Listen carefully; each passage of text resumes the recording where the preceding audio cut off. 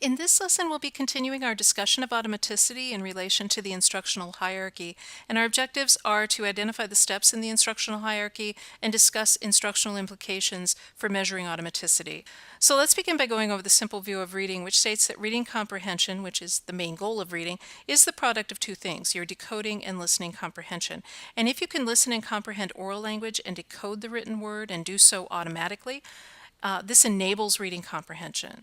So now, for the purposes of our discussion, we'll adopt this simple view of reading.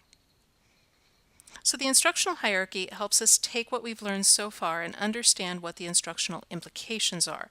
So for instance, the lowest level of skill development is acquisition. This is when you are inaccurate and generally working at a slow rate. And as you progress through this phase, you become increasingly more accurate, but not quick. And we look for skills to approximate at least 90% accuracy before we start to identify students in the fluency or automaticity phase. And these two phases of early skill development are useful in providing us with specific recommendations for instructional routines you'll use. So let's consider an example of a student who's learning letter names and identifying letters, and this student is identifying letters at a slow rate and inaccurately. For this student, we'll demonstrate, model, and prompt accurate performance and provide feedback in a relatively slow and paced way. We'll also likely begin with a small stimulus set of about 2 to 3 letters, and as they gain accuracy, we'll add additional letters to the set. Once students become accurate to a substantial set of letters, we can consider them to be in the fluency or automatic phase. And in this phase, we'll provide more speeded practice, drills, and repeated exposure so students become both speeded and accurate and eventually automatic. As students exit the fluency phase, these skills will become permanent. And this obviously applies to other skills than reading, such as even riding a bike, something that's based on procedural knowledge. We won't focus on the last two phases in this lesson, but as you emerge from acquisition, automaticity, and permanence, your skills begin to generalize so you can use them in many different settings in many different ways and adapt them in ways that are relevant to that particular context. So as we think about the fluency and acquisition phases of development, we have some established generic expectations for these various skills. Now essentially we can see what's considered sufficient for a skill to be established. And you can use these expectations, record what was actually observed with the student, and record the discrepancy to determine the type of goals and instructional decisions you might develop for that student. Now here's another way we can look at reading of connected text. You can see the phase levels in the first column and the correct performance rate and the error rate that correspond to each level. Then in the final column, we can see the aligned strategies to promote development in each phase level. You can also see we have an estimate for the likely level of comprehension for students falling in these various levels. Now let's take a look at how we can establish some of these benchmarks. Here on the bottom are the x-axis. You can see a 1-minute oral reading rate from a grade level passage. And then here on the y-axis, you see scores on a state level test. And in this case, we're looking at CBM reading scores with Minnesota Comprehensive Assessment from some number of years ago. And what you can see is that among the students that exceeded the standard, every single one of them read more than 120 words in a minute, with most of them having read more than 150 words a minute. Now, the students in Minnesota who met the standard in 3rd grade read more than 90 words in a minute. So not one student who met or exceeded the standard read fewer than 90 words in a minute. Students don't have the capacity to engage in the higher level skills that are assessed on the state test if they don't have sufficient automaticity that helps them conserve their cognitive resources so they can engage in those higher level comprehension skills, where they're understanding the meaning of what they're reading, which is typically what's measured. And now here you can see there's a similar phenomenon found in 4th grade and in 5th grade as well. So we oftentimes use these benchmark standards, which are derived in part by looking to see how many words a child would need to read in connected text per minute in order to be able to pass something like a statewide test or a high stakes test.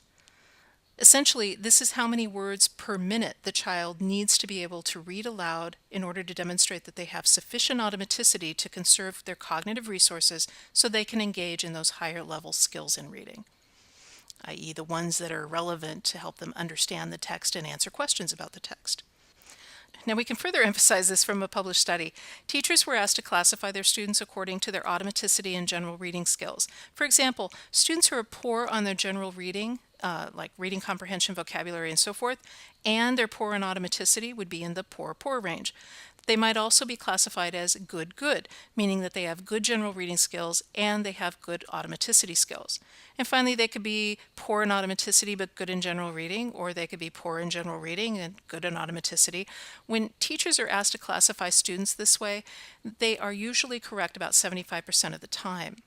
However, when teachers identify students as being good in automaticity and as just having a problem in general reading, they are wrong 93% of the time. So they're right 75% of time overall, but are wrong 93% of the time when they generate this specific hypothesis. The reason for this is because this scenario only happens about 2 to 10% of the time. And in the lower grades, up to about third grade, only 2% of students really have sufficient automaticity, but they have deficits in general reading. And once you get up to 5th and 6th grade, that base rate can occur as often as 10% of the time. The emphasis here is that it happens very infrequently. So let's consider the implication this has for instruction. We need, as part of our supplemental programming, to focus on the accuracy and the automaticity of these underlying skills. So as students become increasingly more automated, not only with word identification on a page, but skills like basic letter sound identification and more complex orthographic identification like sh or ing, and how those meaning units are connected. Now they'll gain more cognitive resources once those begin to be automated that will enable those higher level skills. And we can consider how to use both our rate screening data, such as a CBM reading score, and broad reading screening data, such as A reading. Then, based on student performance on not one, but more than one measure, we can begin to discern what their needs are.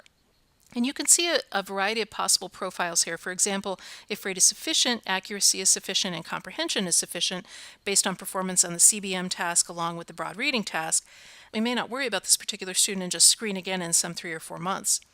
But if the profiles are different, we'll need to engage in some additional analysis to figure out whether or not they need an accuracy intervention, an automaticity intervention, or some combination of both. Now, once we analyze profiles and determine needs, we can begin to determine interventions that align. And here you can see if a student is struggling with accuracy, we can set a goal in instructional routines that align.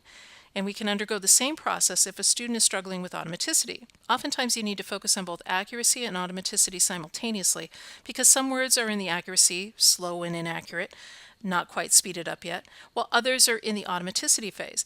But if neither of these things are a problem, sufficient accuracy and automaticity exists, for example, then we can consider how to target broad reading or those other reading skills that are related to comprehension or vocabulary or problem solving.